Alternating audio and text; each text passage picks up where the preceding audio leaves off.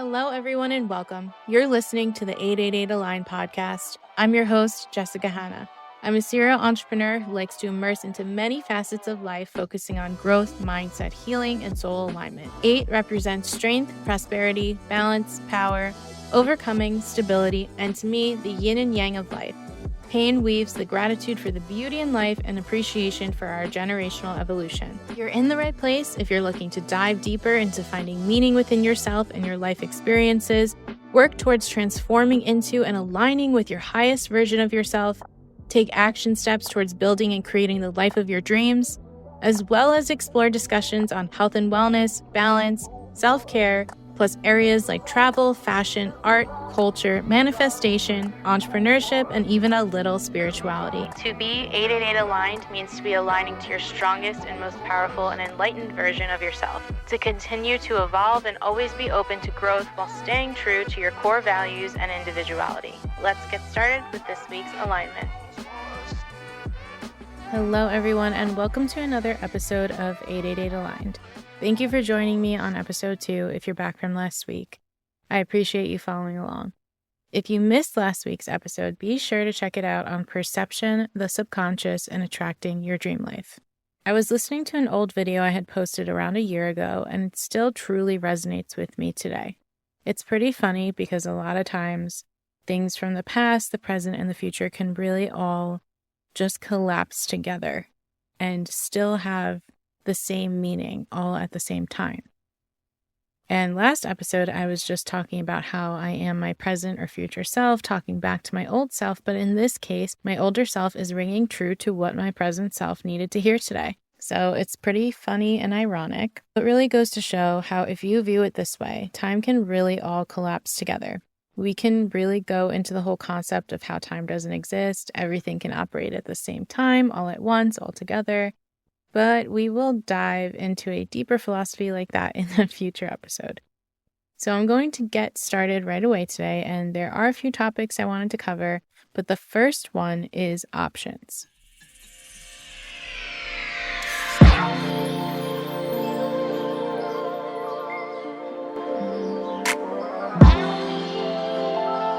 And I'm talking about literally options in life with everything, because you have them, I have them. And a lot of times, especially when you are feeling really low and down or sitting at rock bottom, it feels like there are truly none. And I'm going to explain something to you that I learned from bootstrapping my businesses as an entrepreneur with no startup capital. When you think there are no options left, there are actually plenty. The biggest thing I realized is when you are stressed out and getting down on yourself and feeling overwhelmed, those options, those extra ones that you think don't exist, they're just invisible, figuratively and literally. So think about this scenario for a second. Have you ever been so stressed and tired or distracted that you're looking around for something in your home, everywhere, going crazy, tossing things around, shuffling everywhere, darting around from room to room, and you can spend so much time looking for this thing, and then suddenly it's literally right in front of you and has been staring at you right in the face the whole time? Yeah, I've been there. And let's go even deeper with bigger life decisions. What about when you are deciding where to go to college, or making a future purchase like a car or a home, or deciding if you want to start a business or move to a different city, amongst so many other big life decisions, but you are completely clueless on the logistics of where to start? Let's say you really don't have a lot of money in these scenarios, and the options do not exactly feel endless. What if the loan options or funding options in the beginning of these processes are slim to none? Do you just want to give up there? You looked into it, you applied for that one thing, got denied, and feel like you're stuck at a point where you are at. Like there's nowhere else to go. It's a dead end. That's actually giving up really quickly. And it could kind of feel like you really have no other option. Like you've tried this thing, you went for it, you got denied, and you know all these other people that have done the same thing, and perhaps they had better, what appeared to be options, but you could not go the same route. Or you've watched people similar to you that appeared to be similar options, and they couldn't go that route. So you decide this is just not for me. So I think we've all been there at some point with something, whatever it was. We've all experienced some version of this. So what's really happening here? When we are clouded with our emotions, not fully rested, not taking care of ourselves, or taking breaks when we need to recoup, or just getting distracted and losing focus, we don't see all that is right in front of us. It's also not allowing your mind the chance to expand this way. If you are so tuned in to this situation and you think you're so laser focused, but you're actually not even aware of your surroundings, you're not allowing yourself to take the space you need. Sometimes it takes stepping back from something to pull our focus out from being so hyper-focused and micro and seeing things from a more macro perspective, or that third-party removed perspective. Taking a step back from things and processing, removing the emotion from it, doing more digging and exploring can be incredibly important and vital to build new pathways in your brain for new connections and ideas. And if you tell your brain you want to give up right away, the moment something doesn't work out, your brain and your subconscious mind are going to do that over and over because it thinks it's protecting you from more letdown or from more things not working out. So you're actually training yourself to give up.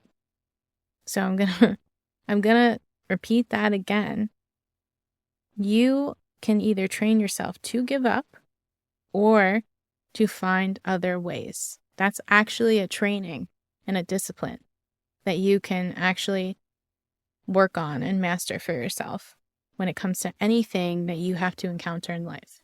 And if you think about certain people in your life, that specific philosophy can really ring true for certain people if you think about them. Are they trained to just give up, or are they trained to always find a different solution? A really big thing I've learned in entrepreneurship and my life journey in general is just because someone took a certain route to get somewhere does not mean you will be taking the same route. So when you feel heightened emotions around something, you feel you've run out of options in life, you are not channeling or bringing in new ideas. You're blocking everything off. You're vibrating lower. You're closed-minded.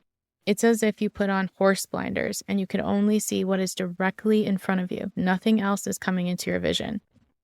You may even start letting other people get into your head about what's going on because it's tougher, because you have less proof of this thing working out, and you don't see those other options that actually exist.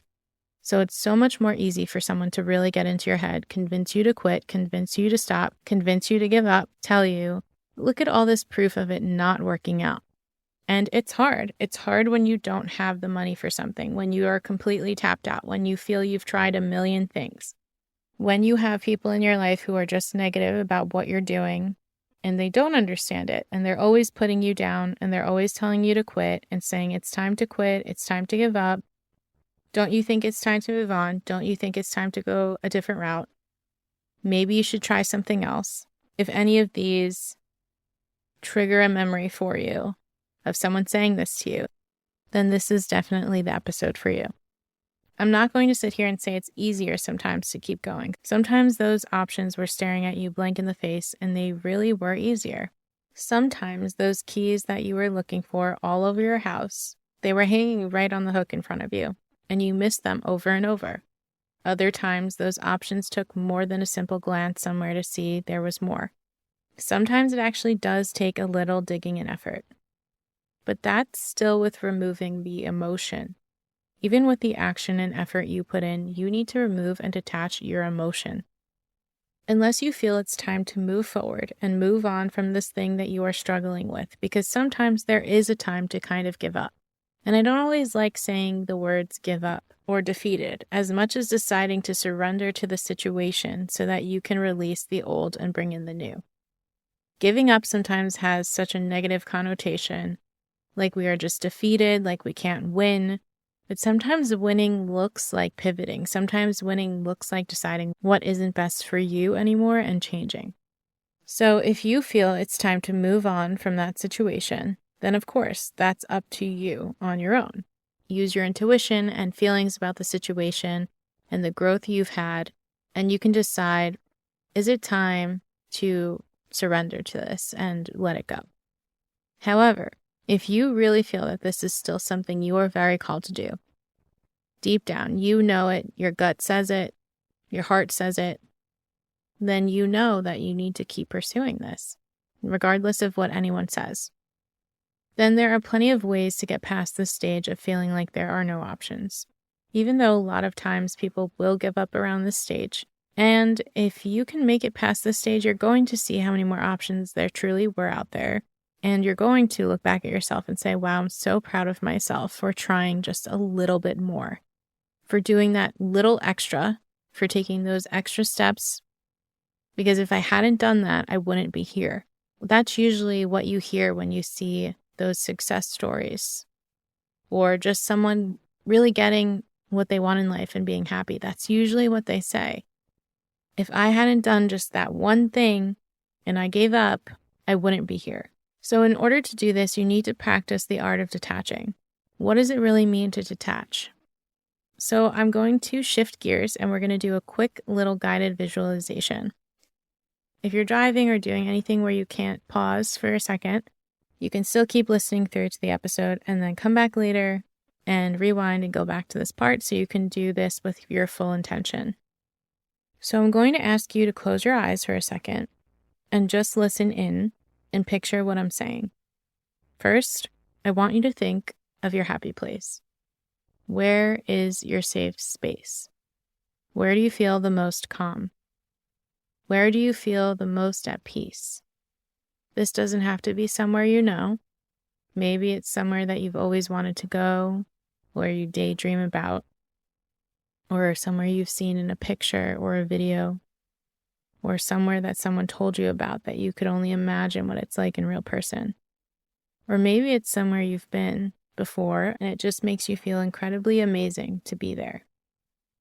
So imagine you're there right now. Wherever this place is, whether it's the beach listening to the ocean waves crash, on the side of a big beautiful mountain with the sun shining down on you and the fresh air entering your lungs, or even in your bedroom where you may feel the most comfortable and safe. Whatever that happy and safe space is, I want you to picture yourself sitting there and just taking it all in. And take a few deep breaths and really take in this moment. Good. Then I want you to look ahead of you and see some of the things that are causing you some unwanted and unnecessary stress floating in the air and moving past you, like on a conveyor belt in the air, floating by. I want you to just observe them unattached. Pretend you're watching a movie about them, about someone else. They're not your problems. You're just watching them from afar float by. And one by one, they pass you by, and they keep passing by, and they keep passing by. Watch all of them float by, and every thought or stress or situation that has come up, they all float by and they eventually disappear. Then I want you to release those attachments to each of those things and let them fade away into the atmosphere, into the environment of your safe space. Now take a deep breath in and refocus on your safe space. Where are you? What are you looking at? What are some of the special things that you see around? What are some colors that stand out to you most? What are some of the sounds that you hear? Maybe some of the smells. Take another deep breath in, and with your inhale, breathe in all of the calmness of this space. And when you breathe out, push out any extra residual stress and let it flow out with your breath. Good. Okay, and when you're ready, open your eyes again. So that was getting into a place of detachment and setting yourself back into a neutral state. When you do this, even in a grander way, with your heavier stresses in life, you can come back to the things you have a hard time with figuring out with a new, refreshed perspective on them. Sometimes you need to forget about it the entire day. Focus on other things if you have that luxury. If you have a chance, maybe take the day to do something fun. something your inner child would enjoy. And if you don't know what that is, think back to when you were a kid. What is something you just really loved doing? It could be and feel like the silliest thing. It doesn't matter what it is. What's something that you loved? Because when we can enter into the energy of playfulness, we also allow for the higher vibration to come in, which allows for more ideas to pop into our head, more imagination, even what some may call lantern consciousness, which I love this concept. This idea is like casting a childlike glow on everything around you, like a lantern casting a golden light on its surroundings when lit, diffusing across a golden light. Sometimes we need to detach, neutralize our emotions, and even get back into play in order to see our invisible options show themselves and step into the light. You're going to notice yourself going, oh, what about this? We didn't try this. We didn't even look into this. And that is how you're going to see your invisible options start showing up. And if you've ever experienced that before, you'll know exactly what I'm talking about. But now you're going to see how you can get there again. We have to train our brains and ourselves to start looking for the invisible options, for the additional solutions. We don't want to train ourselves to just give up. We do want to acknowledge to ourselves when we want to surrender to a situation, when we feel we've grown past a situation, when we feel we're ready to be in a different place in life and we no longer want to pursue whatever that thing was. And this also connects to my previous episode, episode 1, talking about the subconscious mind, the perception, and your life goals and dreams, because at the end of the day, sometimes when we become more aware to ourselves, we realize some of the things that we said we've always wanted are sometimes not what we've always wanted. And in that case, it is really good to surrender and let go to something that is from our past selves that we've grown from. But in the cases where we actually do really desire something in life, it's incredibly important to train ourselves to look for those invisible options, detach our emotions from the situation, neutralize ourselves, get into a state of play, and allow for more ideas and openness to pop into our minds. And that is how most of the time for myself, when I sat and did different things that looked like there was nowhere else I could take it, it's because I knew there were more options. And just believing that there are more ways to go about something, that you have more options out there, allows for more to come in. So the next time you're feeling down and out about something hard going on in your life, instead of freaking out, follow this approach. Because I'm telling you, there's always a way and there's always an option. All right, thanks for listening in and getting into that 888 alignment. Stay tuned for next week's episode. I'll chat with you guys next time.